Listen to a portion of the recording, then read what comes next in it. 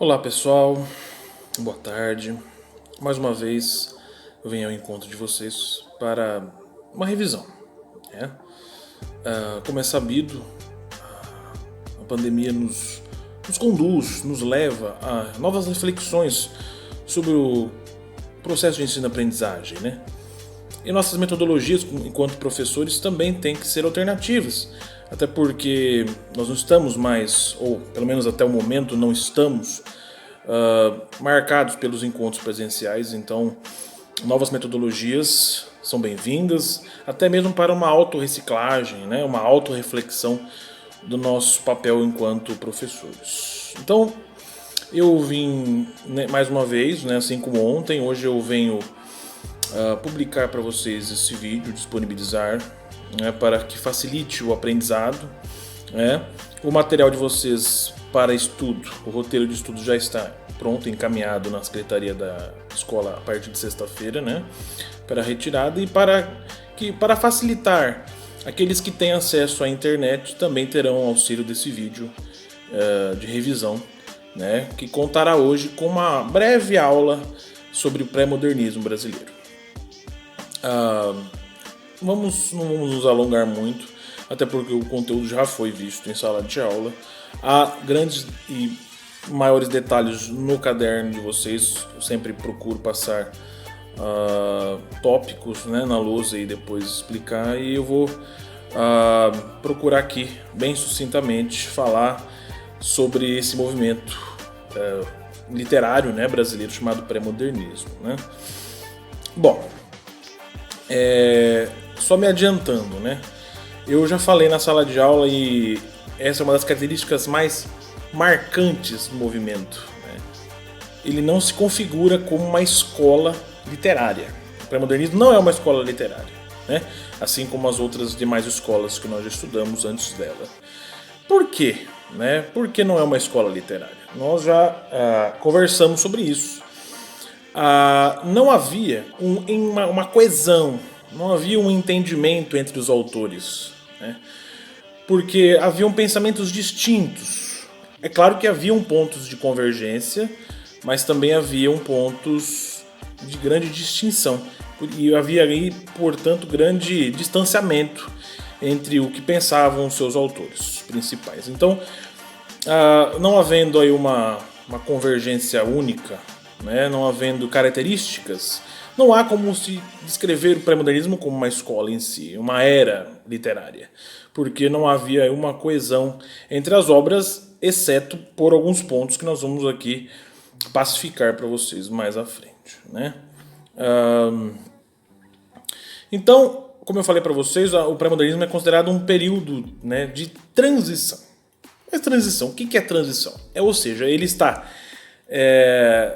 é uma mudança. Transição é uma mudança, né? Uma metamorfose da maneira de escrever, de se expressar e os sentidos, né, de expressão. Ou seja, é uma grande mudança, né?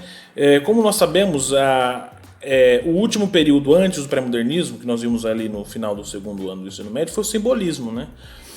Então, podemos dizer que o pré-modernismo é um período de transição entre o simbolismo e o modernismo, né? Pré-modernismo, a gente está dizendo, é um período que antecede o modernismo.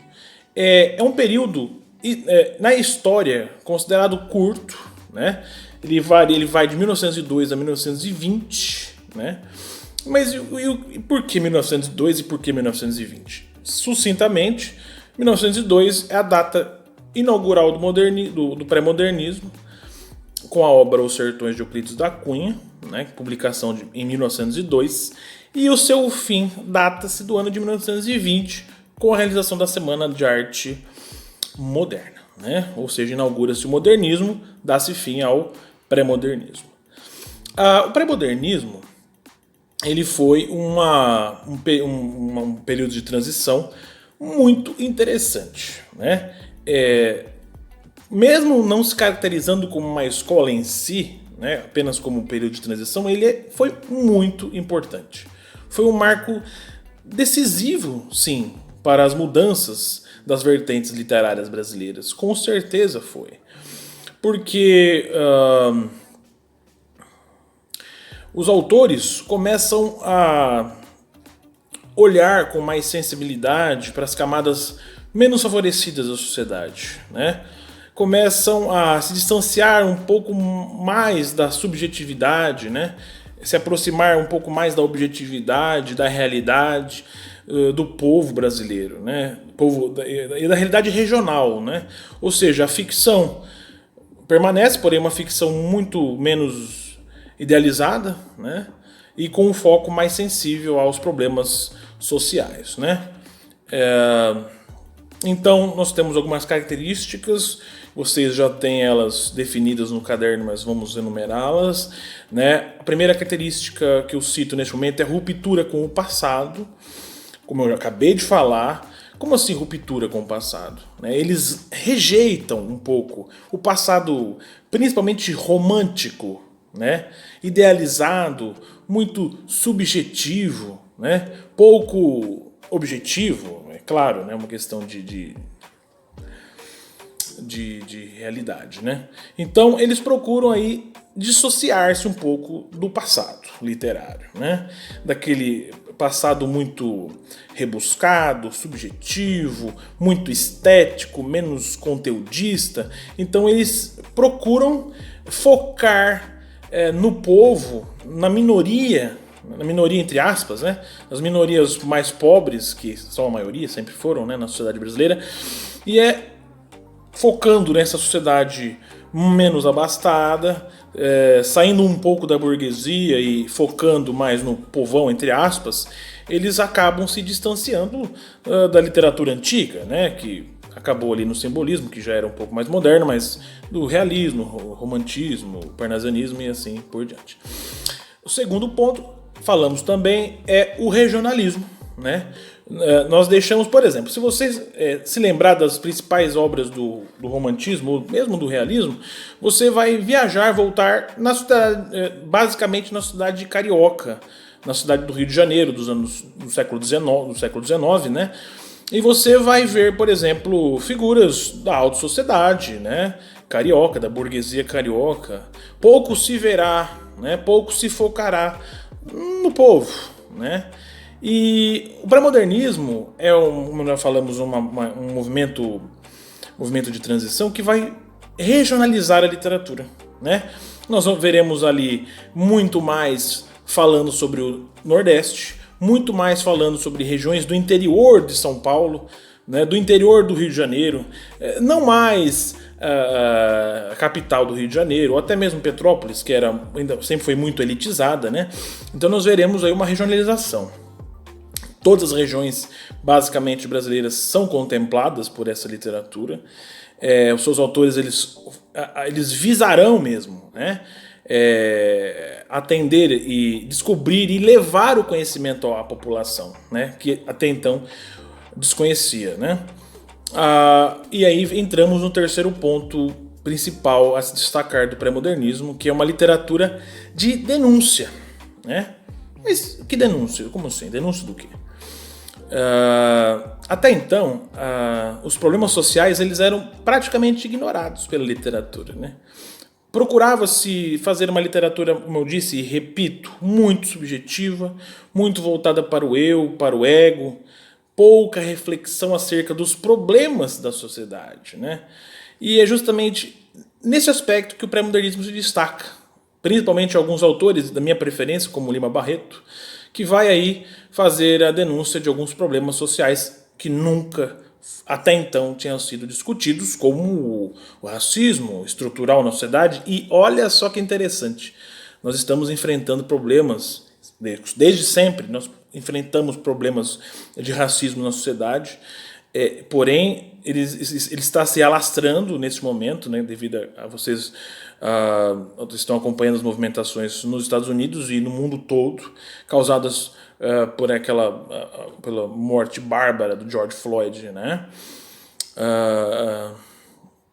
em Atlanta, nos Estados Unidos, né? E olha só que coisa, né? A denúncia voltando, não é?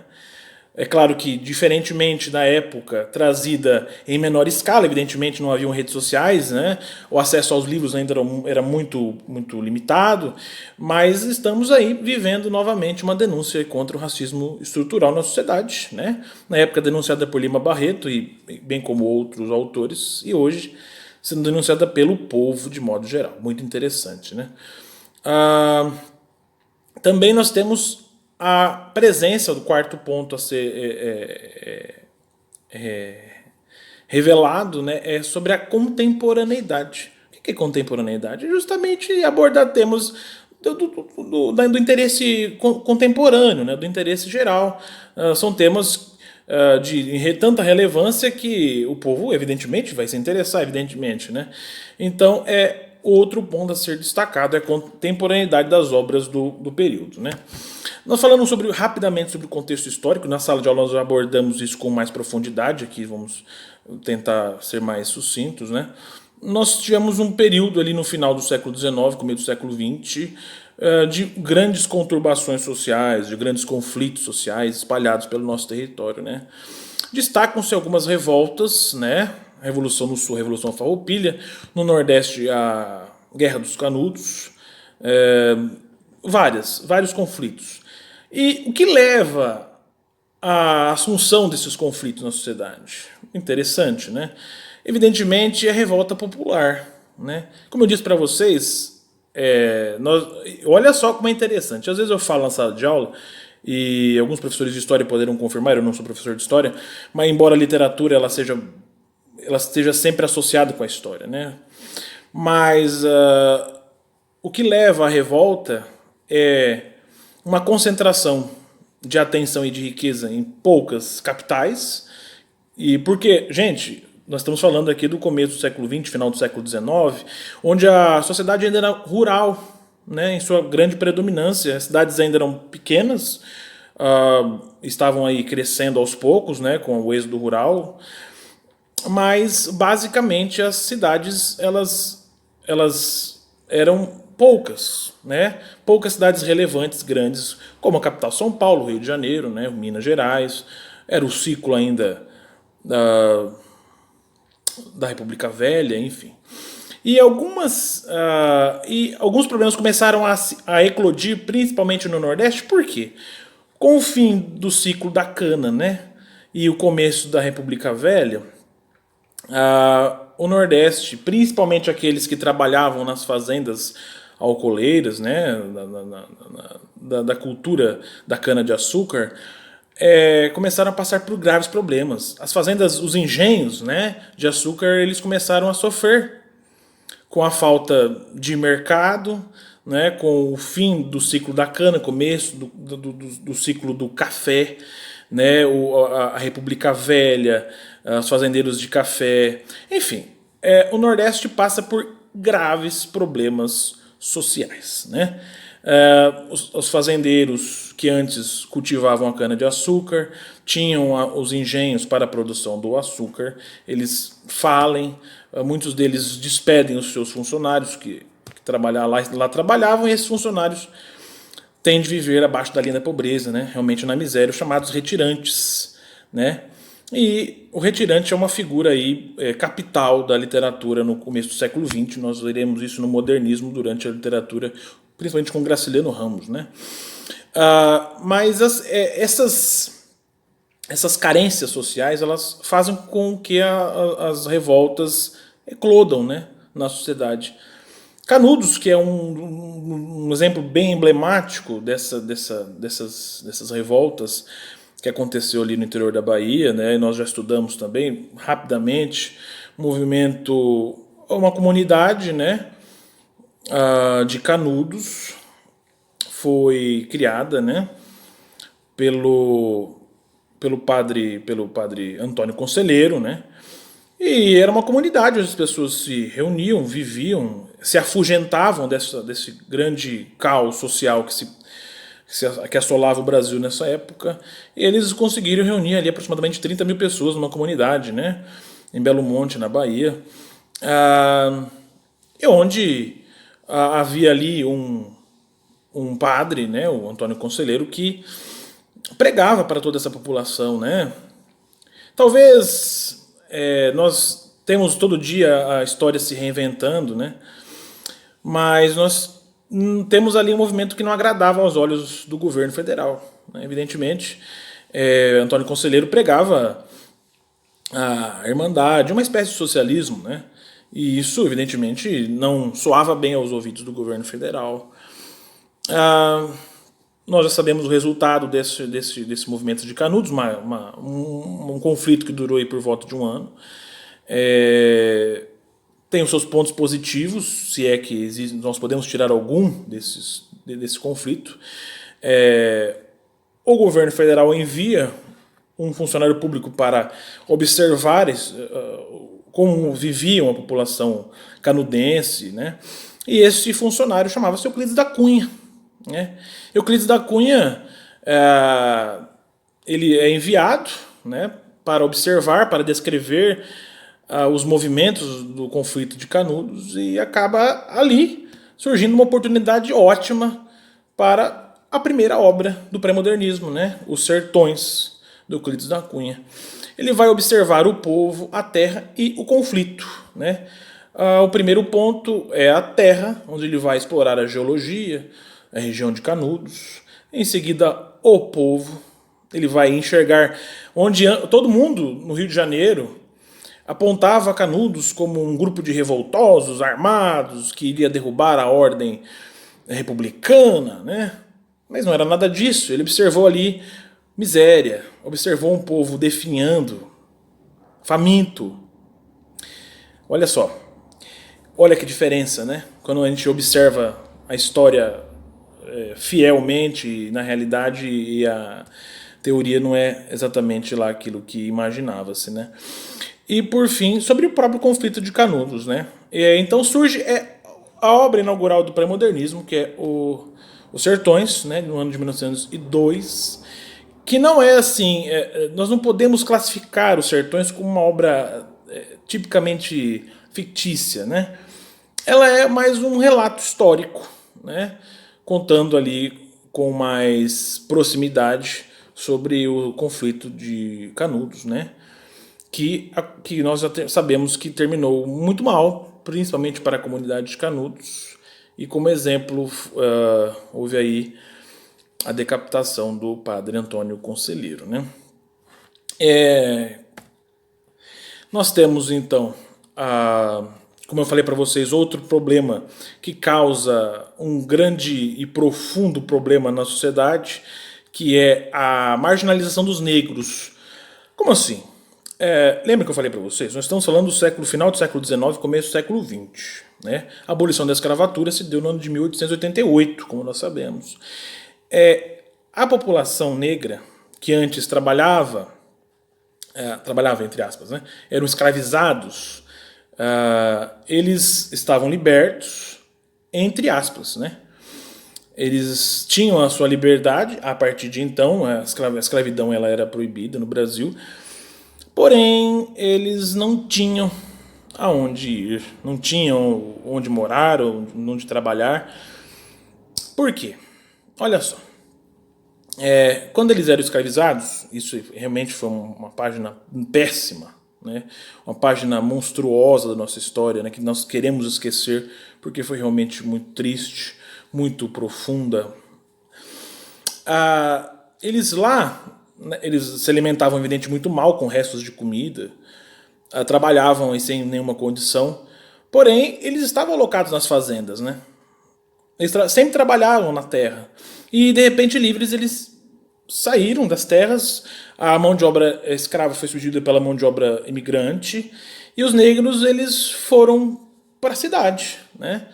E, evidentemente se alocaram em regiões menos favorecidas, surgem então algumas comunidades periféricas nas cidades, como no Rio de Janeiro, o surgimento das favelas aí se dá nessa mesma época, e em condições péssimas de habitação, sem alimentação, enfim, é uma situação realmente lamentável, pois eles se viram de escravizados para famintos, para miseráveis, e aí se alastra ainda mais o problema social vigente na época, né? Ah, nós já falamos, também tem outra questão a se destacar também, o fanatismo religioso, né? O Antônio Conselheiro, nós já falamos, o Padre Cícero, Cruzeiro do Norte, né? E o cangaço. O cangaço também foi um movimento marcante, né, nesse período literário, né? E nós já vimos a figura do cangaceiro, né? Que é visto por alguns ainda como heróis nacionais, mas na minha concepção eles estão longe de o ser heróis, porque nós sabíamos que eram pessoas que matavam, né? E talvez em nome de algumas bandeiras que nós consideramos heróicas, mas não são. Eles eram pagos por grandes fazendeiros para expulsar retirantes de suas terras, né? Com muita brutalidade, inclusive, né? Mas são figuras aí que marcaram a nossa literatura, né? Bom, nós falamos sobre os Sertões, Euclides da Cunha, né, na sua obra Os Sertões, que foi a obra inaugural do movimento pré-modernista. Nós também temos aí um panorama do êxodo rural, né? Da população saindo da zona rural indo para a população, para a zona urbana, causando uma explosão demográfica, ainda não tão marcante, mas as cidades ficaram inchadas, não tinham estruturas, né, para suportar tantas pessoas assim. As cidades ainda eram pequenas, né, as capitais ainda não eram tão grandes e talvez essa situação se agravou ainda mais com esse êxodo, né, das pessoas procurando talvez um conforto nas grandes cidades que não encontraram, né, só mais dificuldades. Vamos falar um pouco aqui sobre Lima Barreto, que é um dos meus preferidos autores do pré-modernismo, né? O Lima Barreto, nós sabemos que ele era mulato, né? Um mestiço. Esse é um termo um pouco que eu não gosto de usar muito, mas ele era um mestiço. E é um excelente escritor, na minha concepção, um dos maiores escritores da literatura brasileira, né? Com obras memoráveis, né? Inclusive, também eu passei antes da pandemia, ou durante o começo da pandemia, né? Nós já estávamos afastados da escola para vocês assistirem o filme O Triste Fim de Policarpo Quaresma, né? Que nós vamos abordar na nossa avaliação, né? Ele era funcionário público humilde, né? Não tinha ali grandes postos, era uma classe média baixa, né? E ele tem ali se dedicou a denunciar o racismo estrutural na sociedade brasileira, como nós já falamos anteriormente, né? Nós temos algumas obras muito interessantes, como eu acabei de falar, O Triste Fim de Policarpo Quaresma. Nós temos as Recordações do Escrivão Isaías Caminha e Sara dos Anjos, Clara dos Anjos, perdão. Clara dos Anjos, nós já falamos, era uma mulher negra na sociedade, e nós também, lembro que nós falamos que ela se envolveu digamos assim, com uma pessoa que ela imaginava ser uma coisa e ao ver, no final das histórias, não era nada daquilo, ele a desvirginou.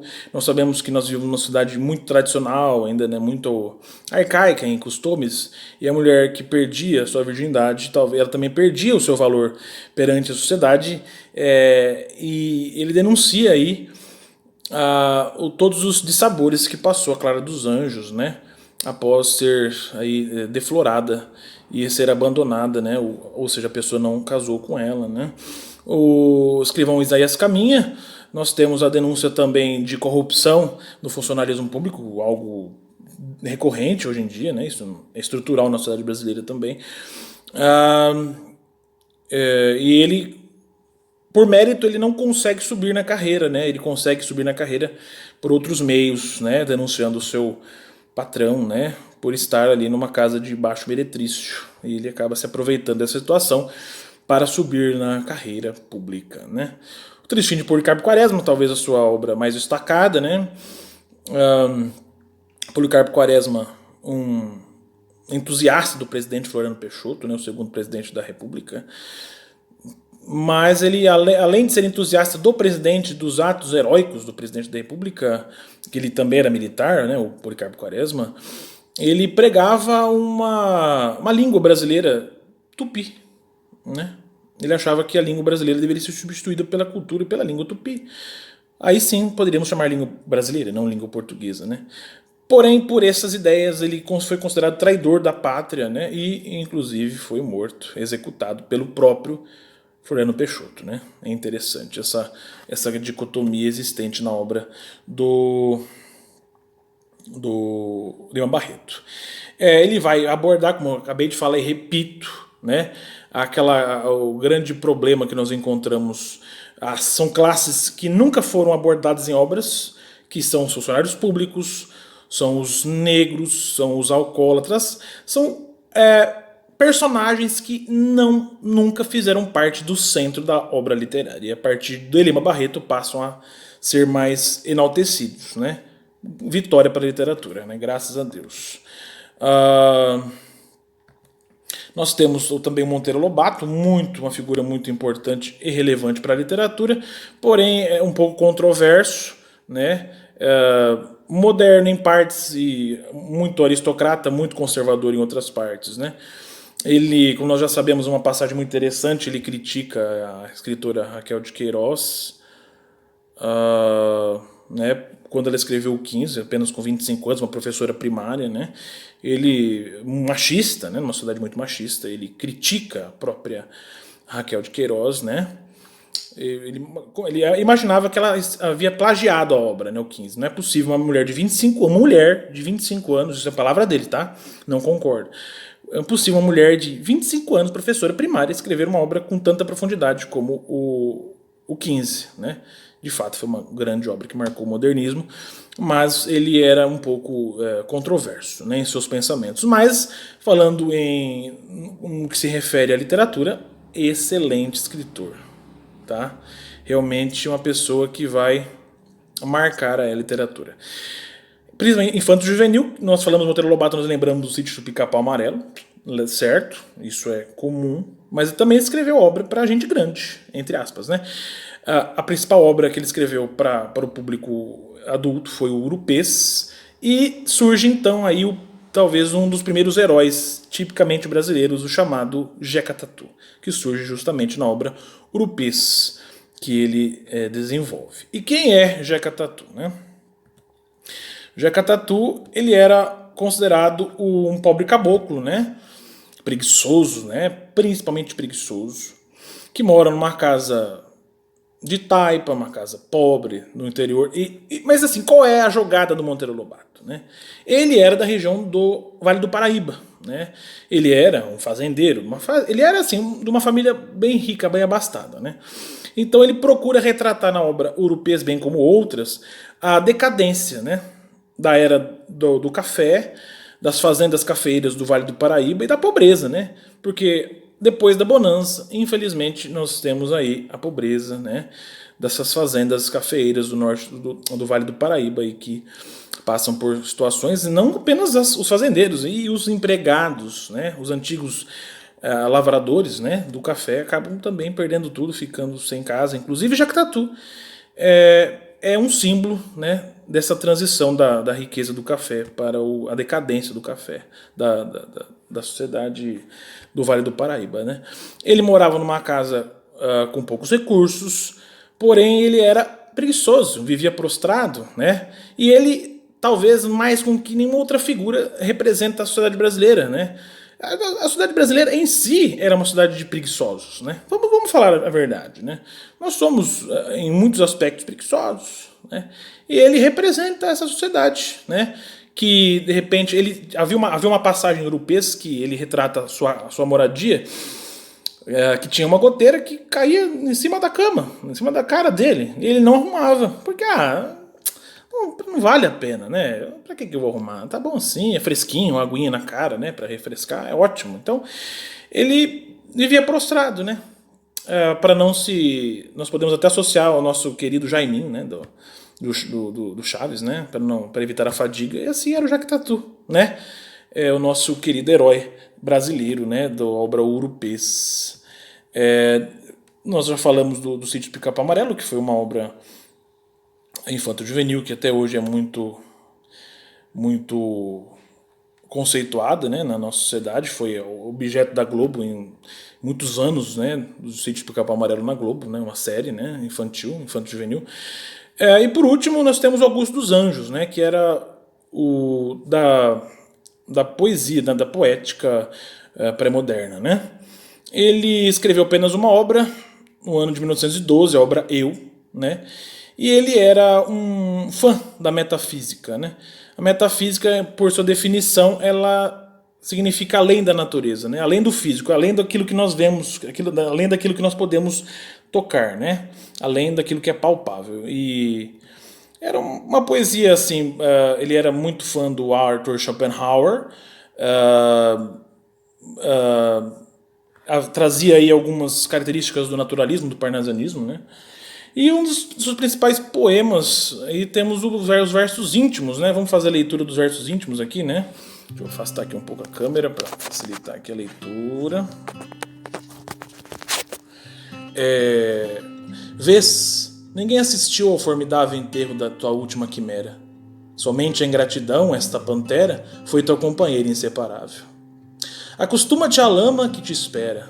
O homem que nesta terra miserável mora, entre feras, sente inevitável necessidade de também ser fera. Toma um fósforo, acende o teu cigarro. O beijo, amigo, é a véspera do escarro. A mão que afaga é a mesma que apedreja. Se alguém causa ainda pena a tua chaga, apedreja essa mão vil que te afaga. Escarra nessa boca que te beija. Chamada poema escatológico, né? Bem marcante aí da poética do Augusto dos Anjos. Enfim, gente, essa foi resumida, né, a aula de revisão do pré-modernismo. Nós podemos aqui encontrar todos os substratos que precisamos para a nossa primeira avaliação, que será realizada em breve, né, ali no começo de julho. E vocês também encontrarão todo o material que precisam resumido neste roteiro de estudo que está à disposição de vocês na sexta-feira. Então, beleza, gente? Aproveitem, estudem, aprendam, tá? É um movimento que cai costumeiramente no Enem, tá bom? Então, um meu abraço a vocês, fiquem todos com Deus e nos vemos em breve, ok? Abraço, tchau, tchau.